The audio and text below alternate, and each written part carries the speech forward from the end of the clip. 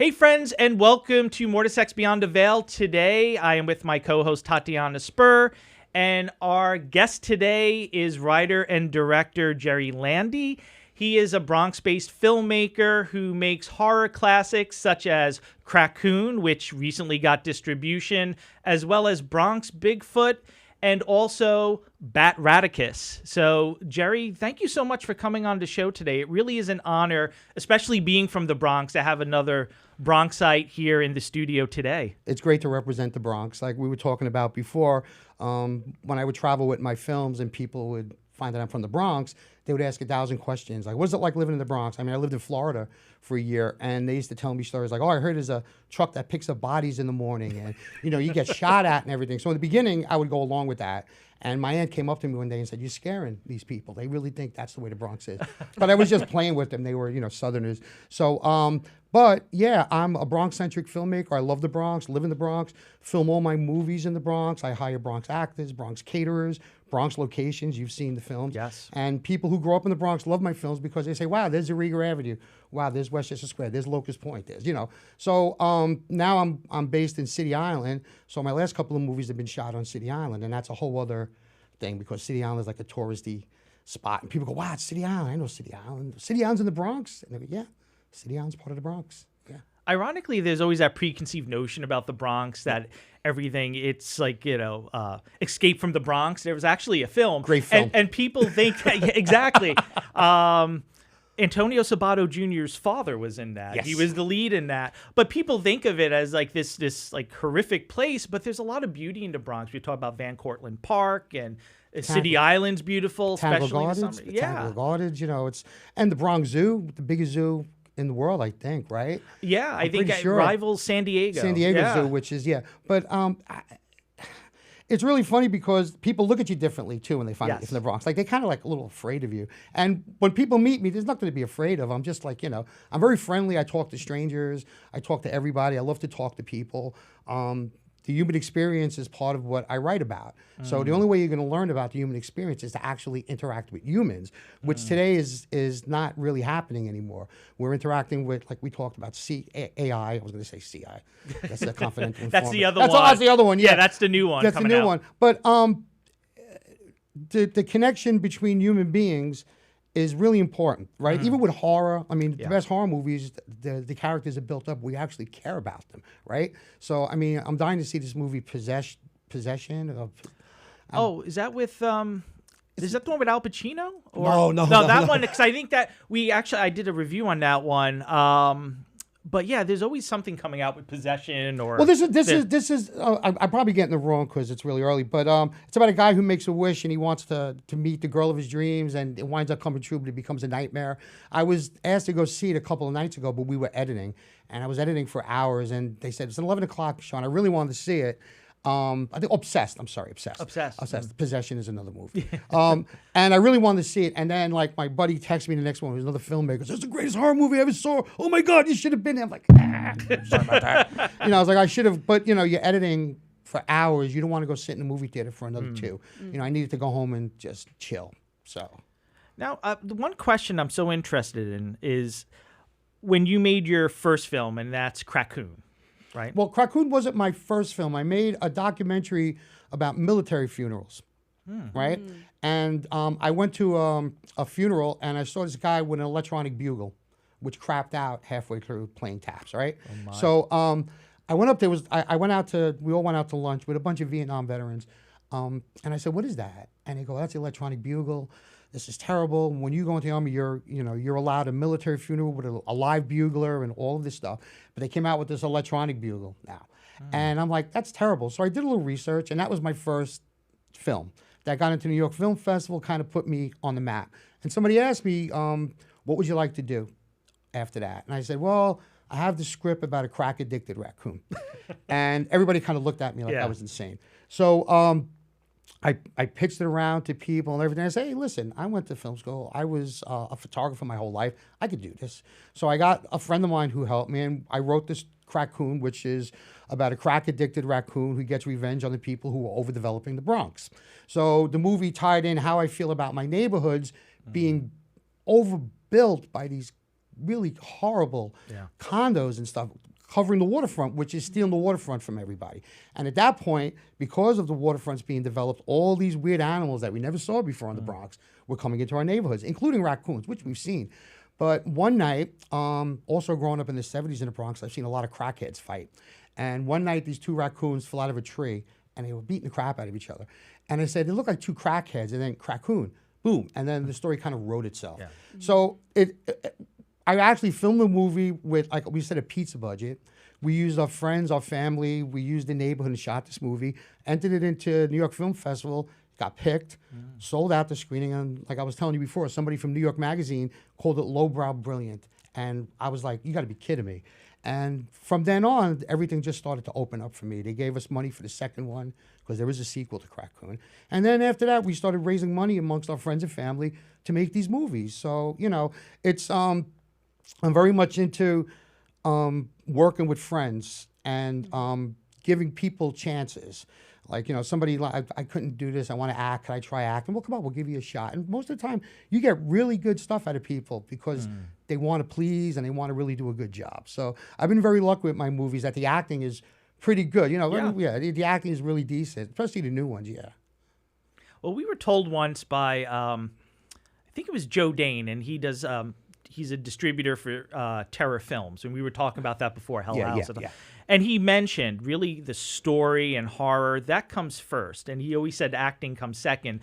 But in your films, I would say the acting is really good because you're casting people from the Bronx to play the Bronx. And that's always a hard challenge because sometimes you'll get an actor and then they'll put on this like really fake accent, like, you know, they sound like a mixture between like Rocky or whatever. Like a monster waking up. Yeah, like you're a Neanderthal or something like that. And there's a lot of different Bronx accents. So I did like that you're picking people because it does add to it, and there's something familiar. So being from the Bronx myself, I look at that and I say, oh, wow, I knew somebody like that, and it has fond memories. But then I also love the horror undertones because, as we were saying before, there's always this preconceived notion of the Bronx. So it plays a little bit into that, but there's also all these elements. There's a little bit of comedy, which I think in any serious situation, Bronxites, they'll be like, oh yeah, they'll make fun of it because maybe they're even more scared of it, but that's a way to disarm that. So I think that is captured brilliantly in your films. Now, is that something that you were just looking for, or would you hire, let's say, actors outside of the Bronx? Or? Well, just to say something funny, I was accused of having people with fake Bronx accents. Really? Oh yeah, I went to California. There was too many fake accents. It was a review, and I never really, you know, in the beginning I got really thick-skinned about getting beat up on, right? But then I got used to it. I'm like, well, some people don't get what you're doing. You have to understand that, right? And I just tell people, I said, I like to make movies that make me laugh. Like, I want to make movies that I want to watch. Now, Batraticus, to me, was the perfect Bronx film. Of all my films, I think that was the best. Because it shows that there's this zombie invasion, there's a giant mutant bat that's turning people into zombies, and people are just worried about they don't even care about it. Like, the zombie infestation is secondary.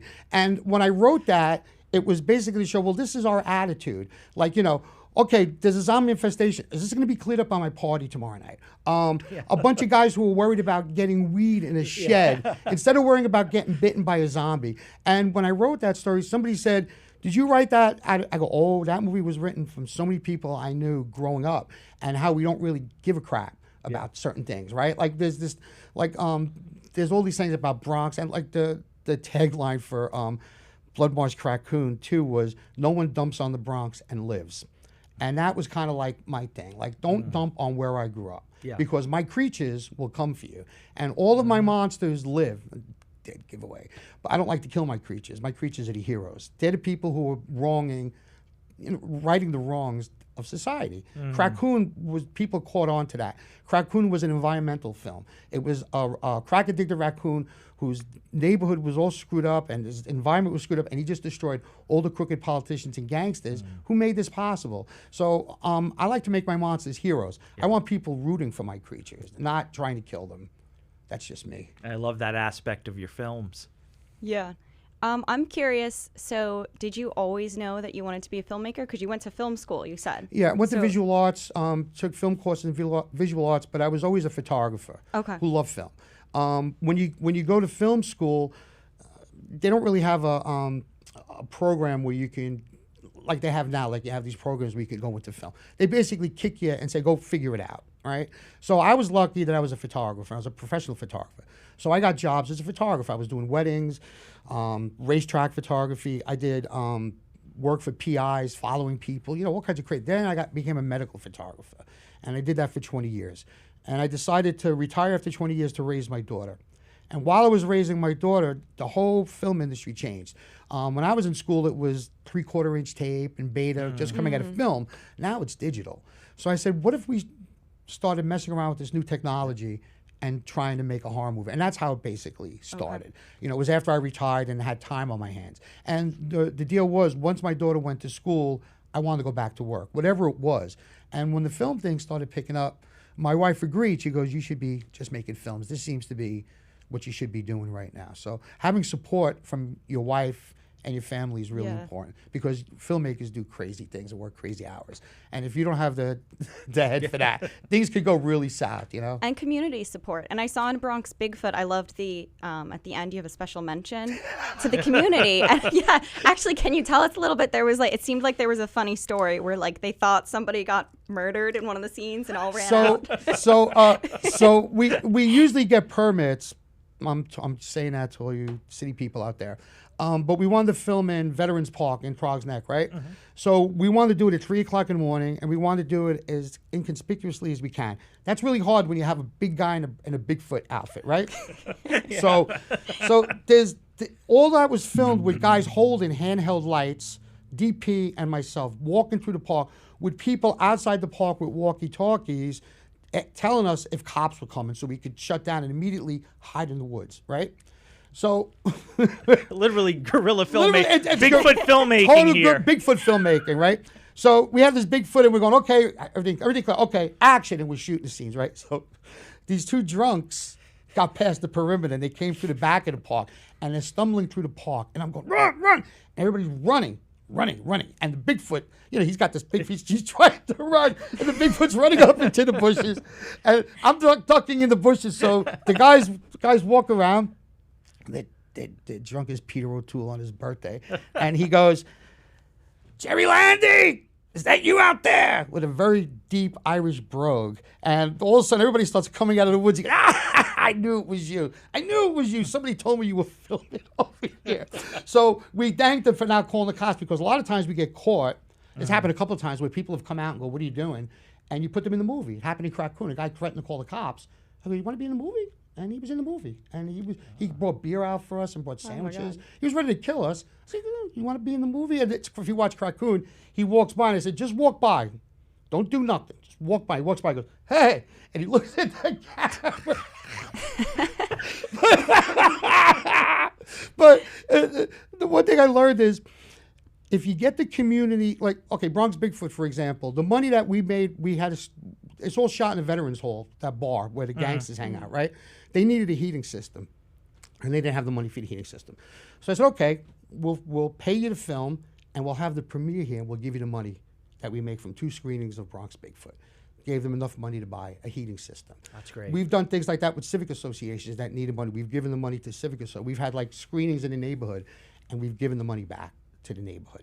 So the neighborhood helps you. You help the neighborhood. And it's when people get, we shot this short film, Shriek of the Woodlouse. I needed a pier with all these crappy equipment. And some guy came up to me and goes, we're going to tear this place down in a week. You want to come in and look at it? It was the perfect backdrop for the film. Wow. So I love when people say, oh, you're going to go Hollywood. I go, what does that mean? I'm Bronx.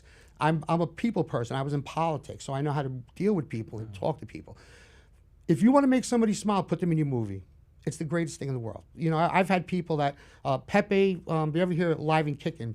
Mm-hmm. Okay, Pepe Cardona was a good friend of mine, and he wanted to be a zombie. He's the head zombie in Batraticus. Oh, that's Pepe Cardona, who did Hold On Just a Little Bit Tighter Now, baby. Yeah. So he's a friend of mine, and we would hang out and talk. And he goes, I want to be a zombie. I go, well, I'm writing this movie about Batraticus. You want to be? And if you look at the end, it's called Dead and Kicking, is his name at the end of the movie. So I made, and Pepe had that head until he passed away, and now his son has the head because his head gets knocked off in the movie. So he has the prosthetic head. I think what you're saying is so important, especially to like young filmmakers, because one of the things is locations and getting people on board. So if you are, like when they say stealing a scene, which I think is kind of silly. We all do. Yeah, we do. That was such a great move to say, hey, you want to be into film. So you're including people instead of fighting them and then ultimately getting some issues that you have to deal with. But that is such a smart way to approach it, especially with horror, because I feel like mostly horror filmmakers, especially independent filmmakers, you're going to have all these great spaces. And why not include people? Yeah. That just seems like, and it's something that people always feel like, oh, I'm the filmmaker. It's like us against them. You embrace it. I think that's so great. It doesn't work that way. It's really funny because I know a lot of filmmakers, and I have very close friends who are filmmakers. And the reason why I'm close to them is because we all do this. We all act the same way. We treat our actors like they're gold because they're making our movie. I mean, let's be honest. I could write 100 scripts, but if I don't have an actor that acted out, I could throw it in the garbage, right? And I've met a lot of filmmakers who like scream at people on the set, and we were offered a reality show because of Krackoon, and Sci-Fi Channel was picking it up. That's all I had to do was sign the pen, and we shot a sizzle reel, and they wanted me, like, we did like an audition, and people came in and they were horrible. Like, they were sending ringers into my audition, like I didn't notice, right? And this one girl looked like she was having an orgasm on screen, and I'm like, a little too sexy for me. That's it. So halfway through, they pulled me out, and they go, why aren't you yelling at them? Like, they're terrible. I go, what do you mean? They go, that woman was terrible. Why weren't you berating her? I go, wait a minute. I said, that's not me. I said, you want me to be on TV and become a total jerk? That's not me. I said, and you got to understand something. I got to live in this neighborhood and work in this neighborhood. Yeah. If people start looking at me, that's not the way I am. So I had a lot of fights with the people at the reality show about this. And they were hiring people that were kind of jerky as opposed to the people who were actually doing the work. So I saw that they weren't real. I wanted to make a series about a bunch of Bronx guys, friends who got together and made horror movies that got out of the neighborhood, that went around the country and the world, and how much fun we had making the movies. They totally bastardized that thing. And it's not reality. They set up. Reality TV is not real. They set up all of it. And that really pissed me off. Because I go, there's enough reality here that we don't need to make it up. This is filmmaking. This is horror filmmaking, at this level. Yeah, that should be entertaining enough. But that is funny because when we did a short film here in Mamaroneck Cinema, the students, we had SUNY Purchase students that were wonderful, and they were saying, and Tatiana, you want to tell that? Because they were saying how chill the set was. Oh, yeah. The students were saying that they just had a really nice time because, I don't know, I think we all got along and we were chill. I think chill attracts chill, maybe. Why would you yell at people that are helping you to have your vision come to fruition? That makes no sense to me. And they were like, oh, you're so nice and stuff. But I was like, you should always be treated like this. No, it's not the way it is. Not the way it is. I find that so unbelievable. And again, I don't have that film background. I find that unbelievable. Okay, I made a movie which is my redheaded stepchild. Got me in a lot of trouble. It's a Bill Cosby film. Uh-oh. Yeah, you redheaded. Okay. Okay, redheaded stepchild. My wife's a redhead, so that's fine, right? I made a Bill Cosby film a couple of years ago, which got me into a lot of trouble, right? And it made blood-sucking freaks look like a. Well, our mutual friend Pierre said he brought his wife too, and he said that was one of the biggest mistakes that he made. But he didn't tell me he was bringing his wife. His wife is lovely, and it's like all these guys are coming. All of a sudden, I go, "What are you doing?" He goes, "What do you mean?" She likes your films. I go, "This is a film my wife got mad at." Yeah. Wait, got you in trouble? How? Like by reviews or? No, the content. Oh, okay. The content and the fact that it was about Bill Cosby at that time, but then he went to jail, so they let us alone. Then we tried to friend him, and he blocked me. But my producer, who played Bill Cosby, he's a Guyanese filmmaker, and when I wrote the script, we both wrote scripts, and I don't want to say what the name of it is. You could look it up. Okay. It's a family-friendly show. Yes. But we made this movie, and I think somebody reviewed the movie and they got what I was trying to do, right? I was trying to show how people who have fame get away with everything. Look what's happening in our country right now, right? Okay, so I was way ahead of the curve on this, including accusing him of doing things that he wound up going to jail for doing, right? So they tried to put a cease and desist on my producer. He wanted to take the rap because I'm Guyanese. Let them come after me, right? But then Cosby went to jail.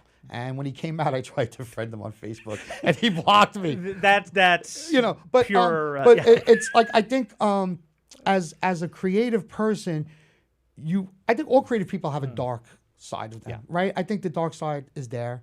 And I decided to bring my dark side out and put it on film. And I love that film. I mean, I've got a lot of crap for it, but I really love it because, like I said, it's horrific. It's just horrific. I'll get you a copy of it. Yeah, I'd love to check it out. Now that we're friends, I'll get you a copy of it. Well, I like when people go there because you're really putting yourself on the line, and that's why with horror, I mean, the horror, it just goes the whole gambit. So you can make something that most people, even if they're not necessarily a horror fan, will like. And then you can go to the extreme where people are disgusted, but you're still getting this reaction. And it's almost cathartic. It almost sounds like the film that you made was pretty cathartic. It let out all the demons, so to say. The demons, and we showed it in Brooklyn, and we saw 2 Hasidim run out of the theater, right? And I didn't realize that it was one of the lead actresses' brothers.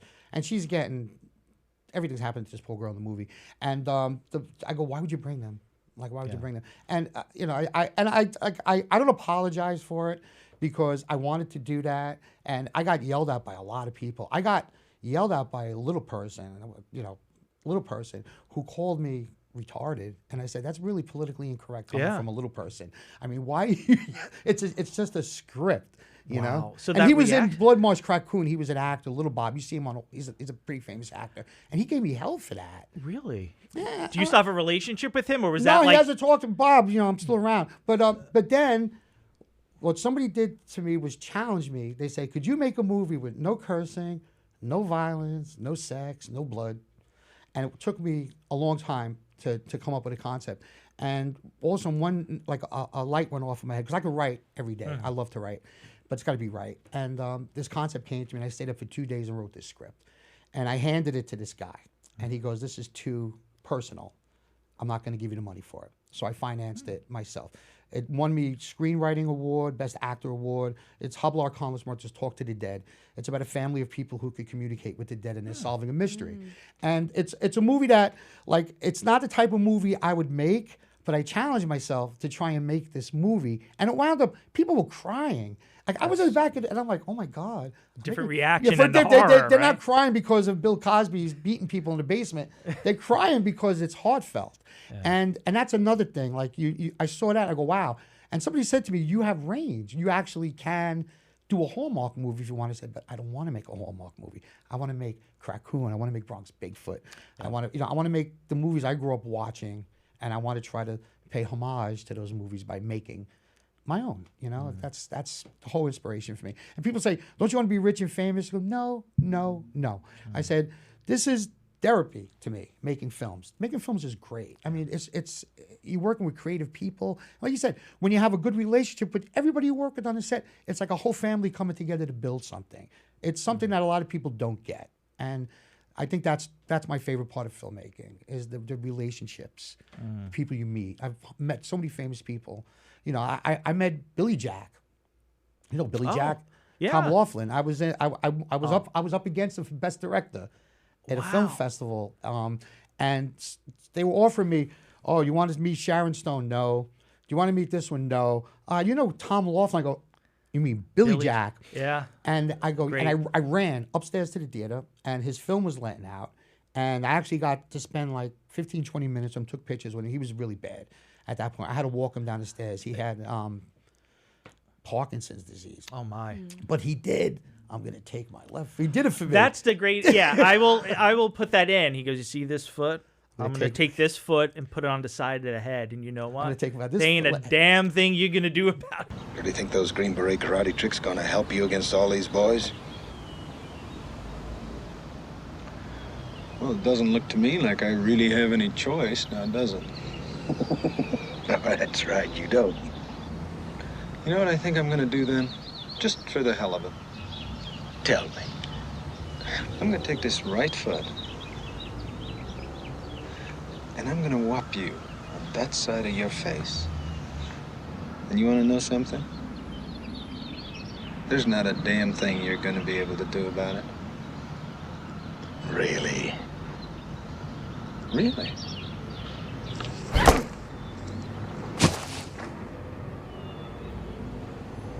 he gets surrounded by a bunch of rednecks because he's protecting a school with underprivileged and lost children. Yeah, very much like a hippie style school because it takes place in like the late 60s, early 70s. My wife went to that like a school like that. When I showed my wife Billy Joe, she goes, "That was when I went to school." I go, "What?" Oh, back in California, No, they had she was those. in Ithaca, New York, upstate. Oh, okay. And they had a Blueberry or something. It was a school where you could just go and do whatever you want. I go, wow. I would have went there. I would have done, Oh, they say, all right, play and do like you want to you wanna study paint? this. Go paint on the wall. You want to go do this? That's pretty cool. That's really cool. Yeah. I wasn't. If I would have been exposed to that as a kid, God knows, I'd probably be working with, well, who knows? I'd probably be doing the same thing because this is what I like to do. Yeah. But it's it's just I feel privileged to be able to be doing something like this. It's just really cool. And now that I've got this distribution deal, Bayview Video is picking up a bunch of my films. Now a lot of people are gonna be and they're also doing physical copies, which I'm all about physical media. Yeah, that's a big one. Physical like DVD copies or okay. They do, and streaming and the whole thing. I had a distribution deal with Pop Cult Cinema years ago with the 2 Krackoon movies. Sorry about that. That's all right. With the 2 Krackoon movies, and it was the greatest relationship I had with a distributor. And the business, they shut down. And after that, everything started going crazy with distribution. And for the last couple of years, I've been trying to secure a good distributor. And finally, Bayview Video came in, and I just can't wait to work with them and just to get the films out there. Yes. People ask, when can I see the films? They show here, they show there, but to have real distribution is great. You have so many like great looking films, and then I was like, oh, where can I find this? And it was a little bit of a challenge. And then when you sent us the links to watch it, I was like, oh man, this would be, I could totally see this on Tubi or Amazon Prime and really getting like that cult following that it deserves. They're my films are very much geared towards the cult filmmakers. And when I go to the film festivals, the fun is I don't want to do them that much anymore. But in the beginning, I loved doing it because you met all these filmmakers, and you met I met Scooter McCrae. I've idolized Scooter McCrae, and he showed his movie Black Eyed Susan, which I don't know if you've heard of Black Eyed Susan. No, I haven't. I can't say that. It's about a sex robot that you could beat, like for people who want to beat women. It's a very controversial movie. It sounds like it. And nobody was really showing it except Fantasia and Greg Lamberson showed it in Buffalo when I was up there and I saw it. And I became friendly with Scooter. Scooter lives in Brooklyn. And I had a cinema up until a couple of months ago in the Bronx. I had a small independent cinema for 4 years where I would show all independent films. That's so cool. Yeah. And Scooter came to the cinema to show Black Eyed Susan. And while we were sitting, like he said, if you could get past the first 10 minutes of this movie, you'll be fine. And people were angry. And I was sitting in the back with him drinking whiskey because this is what it's all about. Seeing those reactions. Like seeing people angry and getting physically angry. And you hear it in the audience. And you hear it in them. That's intense. And it's like, some people may not like appreciate that. But Scooter's kind of like me. That's what we go for. We go for getting that visceral reaction from people. Like, oh my God, what's he like? That's why Cosby. That's all that was. It was just to screw with people's heads. And I apologize to Pierre again and your lovely wife. I didn't know, And she goes, she was being very nice, being very polite about very polite, it. like most women are. It was a good movie. Yeah. And I apologize about 10 times, but. Sometimes you always think, oh, the more positive reaction is sometimes you want to bring people there, right? I mean, that's why I think we all love horror. Yeah, I'm curious, was that one also self-funded? Because you said it was so controversial. Oh, yeah. Yeah. Okay. Sean and I funded that ourselves. The both of us produced that movie. I love that you do that. We've talked to so many artists about like getting your own funding and like versus like if somebody's paying for it, you're going to have to do it a certain way. And it does take away your artistry, right? I was offered, I have a great script, an exorcism script, which I would love to do, but I would probably need about $75,000 to $100,000 to do this. But something just broke with that, so I don't know. But somebody was going to do it, but they were going to control the money. Now, I've always come under budget with my movies where I've had enough money to pay for a theater to screen it at first and to do festivals. I'm very good with budgeting. And we also own all our own equipment. We're a self-made production studio. So if I want to make a movie today, I got 3 guys that we all have the equipment, and boom, boom, boom. We have 6 cameras, lights. The movie we shot with 3 Blackmagic cameras. So we had 3 coverage of 3 angles. That's perfect. So you don't have to do all these numerous shots. And you get a lot of reaction shots too on the fly Yeah. while the camera's on them, So the last movie we did, which is coming out soon, we're going to be promoting that soon. We don't have a name for it. We're kind of toying around with the name, but it's an anthology film. I always love like holiday-themed horror. I always think of the movie Halloween, I hate but that movie. I don't like Halloween. You don't like? I like the third one.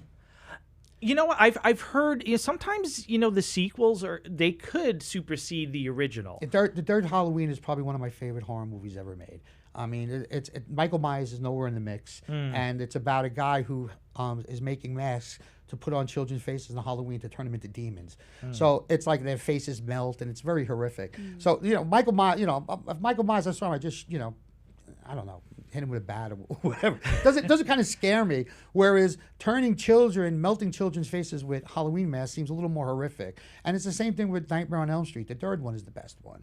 The Dream Warriors. I mean, I argue with people all the time about this. And they're like, oh no, what are you talking about? I go, that's what I'm talking about. Well, I think sometimes the original, like one of the gentlemen that we had on, this is a while ago.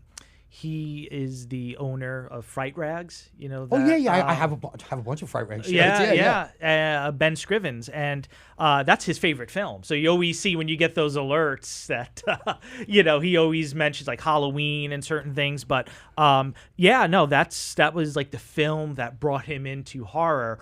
But yeah, I would say that a lot of like kind of like the cult classic films I enjoy a little bit more than those mainstream ones. Yeah. Like they get Chopping Mall. Yeah, the ones that get down and dirty. Yeah. It's like I love I watch this thing, Nightmare Theater. It's on Channel 22 Sunday nights, and it has like horror hosts, and they show like the worst movies ever made. And they showed The Killer Shrews a couple of weeks ago. And it's basically dogs with fur coats, right? So my niece comes home, and I'm watching, and I'm laughing, and she's going, what is this? And I go, it's Killer Shrews. She goes, what's this?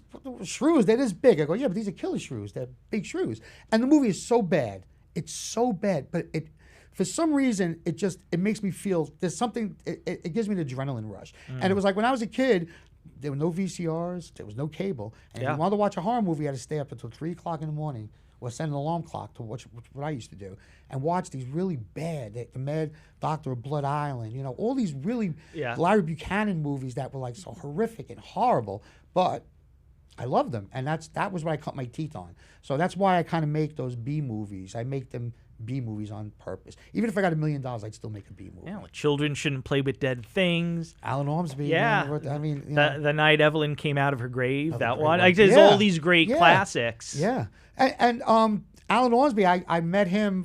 He wound up wrote Porky's. He went on. Yeah. And I think was it Bob Clark was the director. Clark, yeah. Bob Clark, and he made. They did Death Dream together, which is one of my favorites, Alan Ormsby. And I met Alan Ormsby. I had him sign my Death Dream poster, and it was so funny. I put a bidet in my house, and the bidet didn't work right. It shot the poster, and I was like drying it. It was in a poster. It just I got hit in the face a couple of times, and it hit the Alan Ormsby poster, and I was like, no!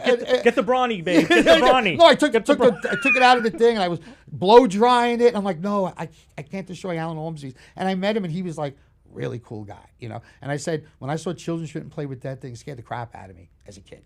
It really did. It's an underrated classic. Underrated classic. Which, Tatiana, you've never seen it, right? No. You should definitely check it out. It's about a theater company that they go to this island, and then they start doing this sacrilege. They dig up a body. Ritual, and they turn people into zombies. Actually, you're giving me an idea. I really want to see the Attack of the Bronx Bidet as your next. Oh my God! I made a joke. We went to we rented a house in Key West, and it had bidets in it. And I never used a bidet before, right? So I'm fascinated by this idea. So I go in and I'm using the bidet. I go, God, this is wonderful, right? So my wife, she listens because I never asked for anything, so she listens. So for Father's Day, she gets me this bidet.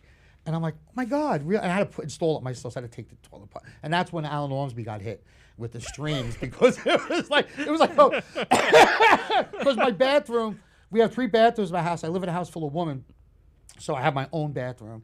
And my bathroom, the walls are filled with like autographs and my awards and stuff. And it's like my bathroom is like a place that I go in there and just, You know, I look at all the great people that have inspired me in my life and everything. And people love going into my bathroom when they go into my house. They're like, we were filming a movie and the actors like, oh my God, oh, did you see this bathroom? Why did you see this bathroom? I go, yeah, it's all the crazy stuff I'm into. Should have a guest book in there. Oh, so you film at your house a lot too? We film everybody's houses. That's awesome. This one we filmed in everybody's house.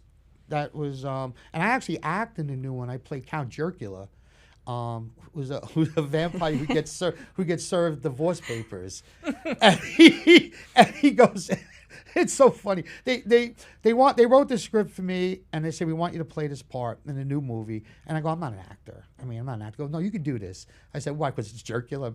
Are you trying to tell me I'm a jerk? What are you trying to tell me here? So TJ, who wrote like one of the best scripts. Because I was like, I don't want to act, and I can't act. But when I read the script, I go, wow, this script has heart. It's a horror script, and the guy's kind of a jerk, but at the end he has heart. And I said, well, I got to try to pull this off now. You know, there's that old, the old Odd Couple episode where they do Scrooge.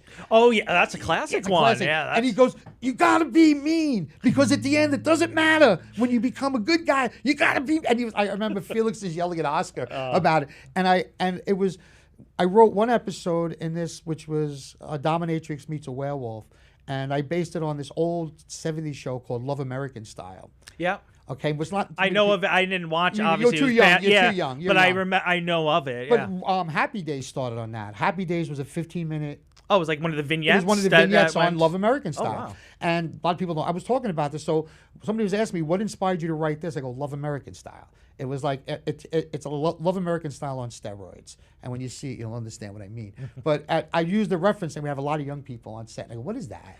And I go on YouTube and punch it up. And you'll say, Love American Style. They had the whole theme, and they had like almost like the Love Boat where they... Well, I love the Love Boat. God, Love Boat was one of my favorite shows. But they have all these fireworks. Love American Style. Truer than the red, white, and blue. Ooh, ooh, ooh. Yeah. And they had all these dopey love stories about people falling in love in the weirdest ways. Yeah. So I wrote this thing about a dominatrix who, then wedding night, they reveal that what they are, and they go with it. And somebody said to me, it's kind of nice. It's kind of whole. I go, well, it's like based on Love American Style with a twist. Yeah. You know, and we're all inspired. I mean, we're all inspired by something. By popular media, by our experiences, our perceptions of things. Yeah. Like the way I look at life has inspired a lot of my writing, and the way I talk, like people talk to me. Like a lot of the conversations in my movies are like conversations I've actually had with people. Well, they say that's the best screenwriting, listening to other people's dialogues. Yeah. And I went to therapy years ago, and my therapist told me, he goes, if you really want to get back at somebody, write them in your script and kill them.